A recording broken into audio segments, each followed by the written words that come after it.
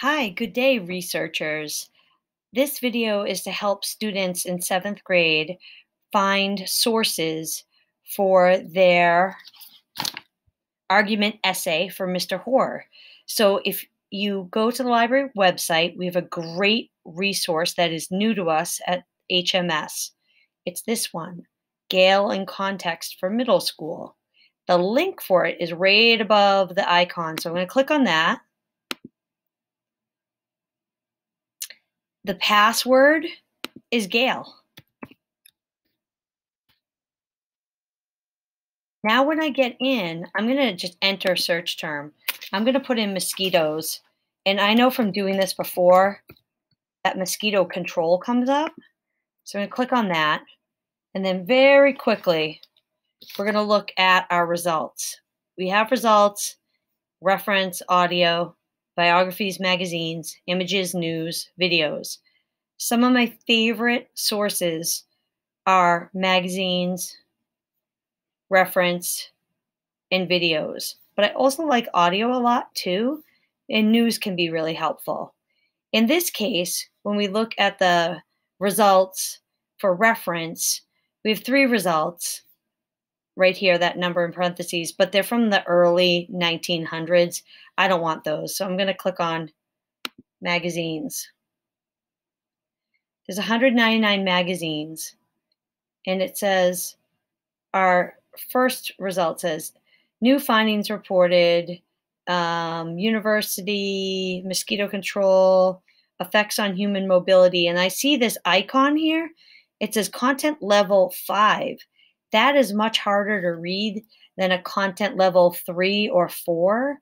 And Gale's results come in a range from 1 being the easiest, 6 being the hardest to read. So you can filter up here and you can say, hey, content level. And it would reshuffle everything so that your easiest results were first. And it gives you some information here, tells you the date, tells you how many words.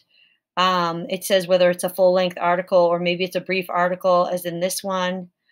So that's the one way to filter. You could also filter by what's the newest.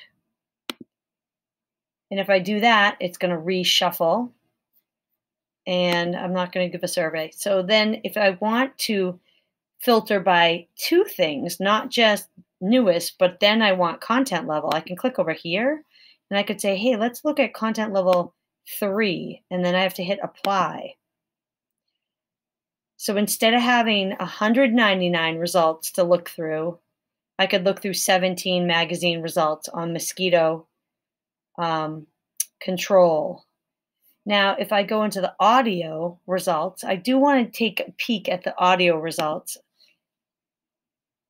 I just want to show you, this one says, putting mosquitoes on a diet might help stop them from biting humans.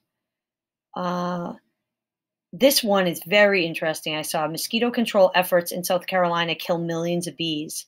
So if you're talking about killing mosquitoes and you're trying to argue that killing mosquitoes is good, this could be a counterpoint. You know, other insects could be harmed, and these are beneficial insects, bees. So you might click on this, and then it says to listen to this broadcast, click here. If you click here, they're going to say, hey, we're giving you a link to another website. It may or may not be good. You can hit continue. It will open up a little 2-minute listen is what they say. So you just hit this play button.